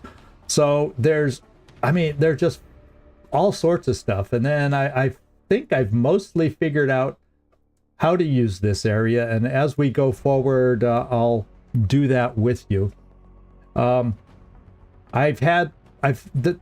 spreadsheet seems a little bit off in figuring out alien resources, but the designer of this spreadsheet has a space here where if it's not adding up properly, we can manually put in what the alien resources are, and it'll all work out just fine. So there's lots of good stuff here. Yeah, she, I don't know the person, so I can't tell you who it is. That's why I'm not familiar with the person, not talked to this person. I've seen posts and whatnot. So there's lots of stuff to read that we don't have to. Then there'll be a table here that, based on our results the first month, that'll predict how many missions we'll be facing and what kind of missions in the following months and upcoming months. And then it just keeps track of, this is the memory where it builds a lot of the data. So it's a cool spreadsheet. It also has some other parts to it that I'll be filling out a lot of this in between. There's the barracks planning, which I'll do in between episodes here. I'll put in everybody's names, all their information here, how I think we should build them. And when I get the link of this in there, you all can feel free to add your suggestions when I share this filled out roster on who you think should have what stats. There's a base tab, so I can plan out how I want to build the base and learn what all the adjacencies are and see if I'm getting good adjacency bonuses from how I build the thing. And I don't use this so much, but there's lots of build suggestions here, some of which I actually do use, but there's a lot here that I don't build my soldiers that way. But there's all sorts. It's really a cool resource that this person took a lot of serious time in putting together. So big shout out to Olive. Isn't that like a food dish name? So that's why I don't know. If that's the real name, then the parents were having some fun with the name. But thank you to Olive. And I don't know how to pronounce that part of the dish. Focaccia? I don't know. Focaccia? I'm not sure. Someone out there probably knows. So,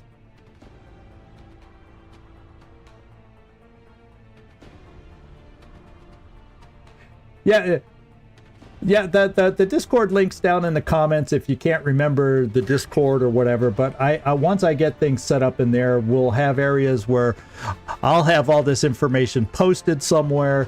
You all can give me your ideas on what soldiers you think will make focaccia. Yeah, I know. I figured it was an Italian. It's an Italian dish. It's my understanding. So, it may be an alias for whoever made this. I don't know, but thank you for this spreadsheet. I've found good use from it, and I'm enjoying it. The other thing that we'll be taking part in and have available as we go through the playthrough is the UFOpedia. I will be able to look at that together, all of us, and we'll have, the main menu. And then I also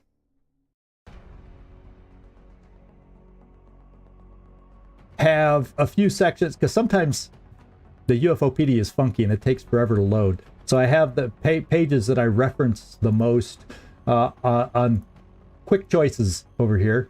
And one of the things we're using is hidden potential, and it'll give us a sense. Each promotion, assaults can gain 1 to 5 aim. So you'll know if you get a crap roll or a good roll, and it has that for everybody. chances to get 1 HP.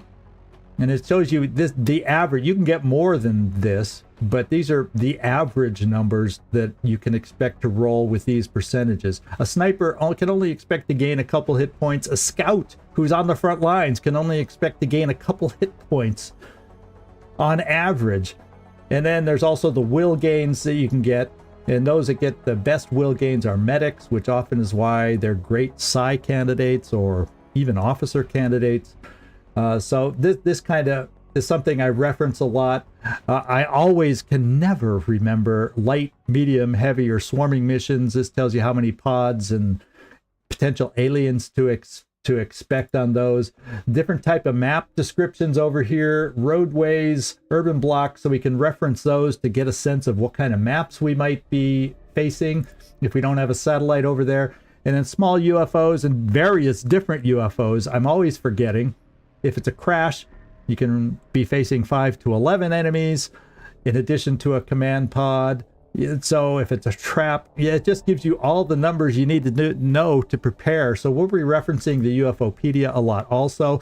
Just wanted to show you that I have this set up so we can all share and peek at these things together and learn the game together. So I have it set up to do that. And, well, I guess that's good enough for now to let you guys know what's going on.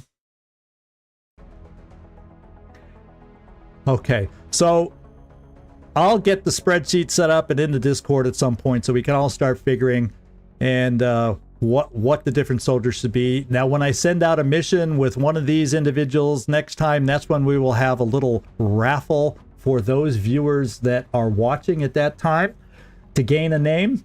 And then I'll set up for those who can't be on a live stream that might want a soldier in this. We'll set up something in the Discord for people to request names there. Unlike Long War of the Chosen, you won't be able to request nationality. I can't change that. I can't change... well, I can change the name. I can't change... I can change a little, very little about... I can't change sex, so if it's a female, you get a female. If it's a male, you get a male. It's just the way it goes. Unlike in Long War of the Chosen, I can't change all those things. So there's some limits to how personalized you can get. I do have a few voice pack mods to help add more variety, but even the base game has a lot of pretty decent voice packs. So there you go. Good night, Ecobot. Sorry if I didn't say good night soon enough for you to hear it. Yeah, you're a little farther east than we are, so you're a couple hours ahead. So have a good night, Ecobot. Thanks for dropping in. I appreciate it. And there you go. So that's where we are here. So let's move into the hangar. This is where we're going to learn a bit about the air game. And sorry, this first mission's a lot of it. This first episode, this first live stream's a lot of explaining. But after this, it'll be less. Just my normal thinking through my moves kind of slow talk. But once I've got all this explained after today, yeah, this is going to seem like nothing customization compared to Long War of the Chosen. It just shows you that the developers learned from this game what people wanted, and they provided it. What can you say? So we have aircraft on this one. We start with 4 aircraft. They start with the Avalanche missiles. They also start with Vulcan cannons. Nothing amazing. More visual than really impactful. But we do start with the standard straight of 4 airships. That part hasn't changed. What changes is we now have pilots. And hey, Elmitan, how you doing? Yeah, it's been a while since we've seen you popping in. So cool. We just did our first mission. It went really, really well. I was a little worried at the beginning, but it went really, really well. And so we got pilots. And these can all be named after viewers. So it's another way to get some naming going. And then there's also 3 different kinds of career paths that we can choose for these pilots. They can either be an ace, they can be a gunner, and this is different bonuses or perks that you get as these things. They get a 20% chance of dodge and just different things they can get, and they rank up. It shows you what they need to rank up. And then the gunner, and then there's also a leader who is able to buff his whole squadron that he takes out. Initially, we can take out 2 planes at a time, unlike the single aircraft limits of before. Well, I don't want to choose one. There we go. So we'll be able to pick a name here. Well, enjoy. A Monday night drinking night is good. In fact, go celebrate a Monday. I'm wearing a shirt for you to celebrate Monday here. My sweatshirt, because it started cooling off this evening. I'm wearing my Monday shirt. You know, I have all my clothes labeled Monday, Tuesday. No, I don't. It's the only way I know what to wear is the days of the week, right? So, since I don't have my mommy to pick out my clothes anymore, right? Corny. Then we have the Air Force headquarters, which tells us automatically if you're playing defensive, it will automatically back off the ships. It won't abort the mission, but it'll back ships off. You can start combat close, which is usually what I do. And then there's different rates of damage at which it'll automatically back the ships off to the back row. And when it's aggressive, it allows you to take more damage. When you're aggressive, the enemy USFO focuses on you. We'll learn more about this.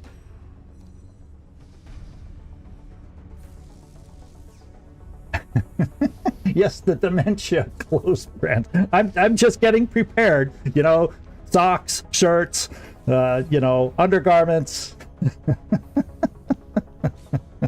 Now, if I could only remember what day of the week it is. That's the hard part for this method. Oh, so here we go. We got some information here. So there's also, let's just learn about Squadron Unleashed a little bit. A training cycle is described by 2 parameters, duration of time and the amount of bonus you get. And you can decrease the training time and increase the bonus by improving our training programs. If you want to increase the capacity of the training center, we have to spend money, our limited money. And training more experienced pilots requires investment in better training staff, because there's a limit with our base starting staff as how much they can train you. Until you spend more money on better training staff, then they can teach you better things. And improving the training programs is usually a good choice to start with. I don't have the money to do that right off the bat. We'll get there. So that's this page. We'll look at everything a lot closer. The training staff, it shows you, like, if I was to spend money, 20 per month, it allows me to train the level up from 200 max experience to 400 to 700, but it starts getting more and more expensive the higher you go. Trading facilities, if I put money there, that costs 100 and a monthly maintenance cost of 5. It allows me to train up. This is what allows me to train more pilots at a time. And the training programs, upgrade cost 50 with no maintenance costs on this one, but it improves the amount of XP you gain within the cycle of the training, and it shortens the training cycle too, so you can get more frequent training programs going at a time. So that's kind of how this works, and you can see it gets expensive fast. The quickest way, as always, to gain experience is shoot down planes. Shoot down the freaking planes. So what we'll do is we'll come back at the beginning next time. We'll probably do a raffle. Well, I'll tell you what, the one thing I want to do is see if the raffle works. And this is one thing I was unable, because otherwise, if it doesn't work the way I'm hoping it works, then I'm going to have to come up with an alternate method to run the raffles, because this part's all new to me, and I got figure it out, and it's hard for me to test these things. So I'd like to do a quick test for all of you that are in here at the moment, just to see if it works as it's set up right now. And that's what I'd like to find out.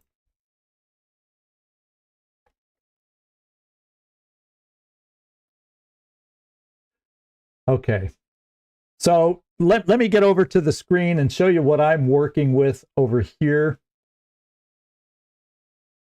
Oh, I think it will work because I see a lot of names have populated in there from everybody that's here. But let me get over here. Hang on a sec while I get over here. And as you can see, here's everybody that's in the stream. And when I start the raffle, and that gets going, what you'll need to do when I say go and we start the giveaway as quickly as possible. Yeah, you're on the TV. Woohoo! What you'll have to do is type in once I start the raffle, but please don't start early and don't type it in multiple times or you'll be ineligible for that particular character choice. So when I say when I hit roll it and start the raffle, as quick as you can, type in pick me. It should choose you over here and show that you typed it in properly. And then when it's a very short timer, by the way. So type pick me in fast. And then once it's done, it should pick a winner. And that'll be the first. Let's just do it for a pilot. So if you want a pilot, if you don't want a pilot, don't type in pick me. But if you want to get a pilot, because that's the first thing we can name right here, right now, and as long as this works, we're gonna have you type in pick me and give this a test. So I'm gonna start the giveaway now. So type in pick me as soon as you hear about this. And I may have to extend the timer because I think the timer passed already.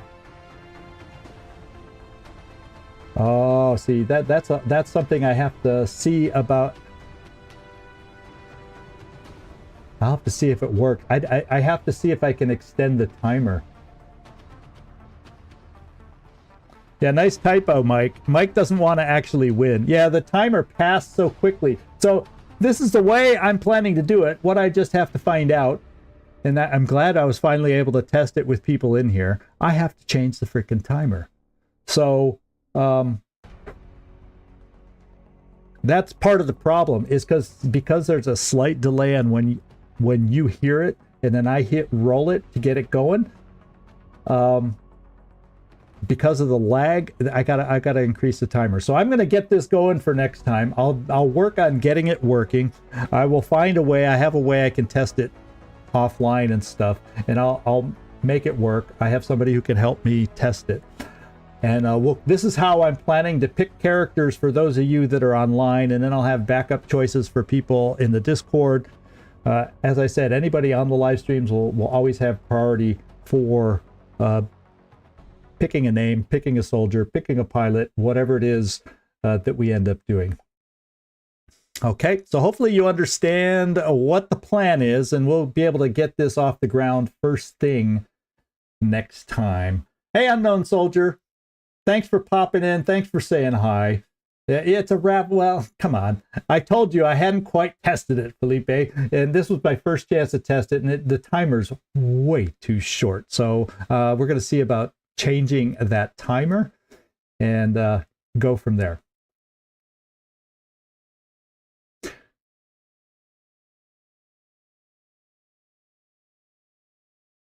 Yeah, because this roll it starts the giveaway. The problem is it gives me a little timer over here that ends too quick.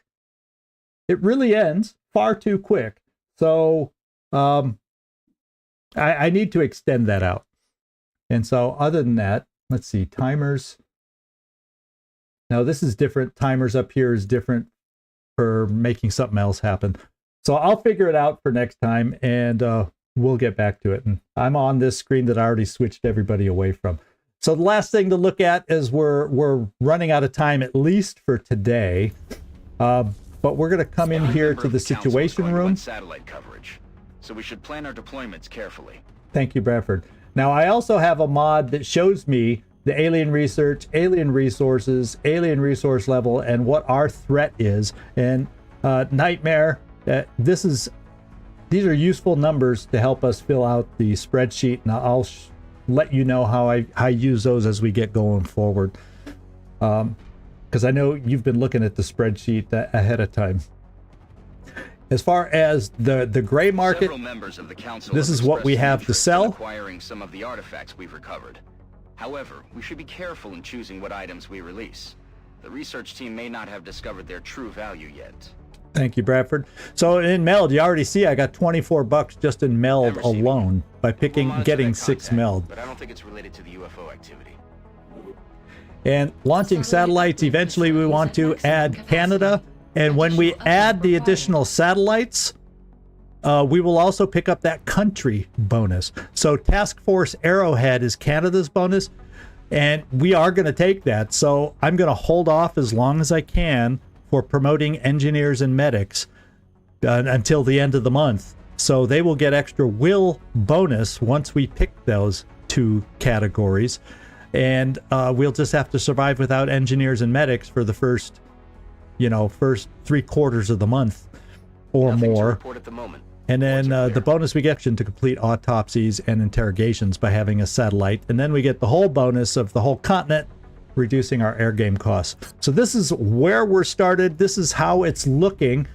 And we got through everything I was hoping to cover in quick fashion, but we got through it for this first episode. I hope everybody enjoyed all that we're doing and learning, and the future missions will be a lot more oriented towards, well, guess what? It'll be more oriented towards the missions and making choices on our soldiers and what we need to do there. So what we'll do is look at the streaming schedule for the rest of the week now and get over for that.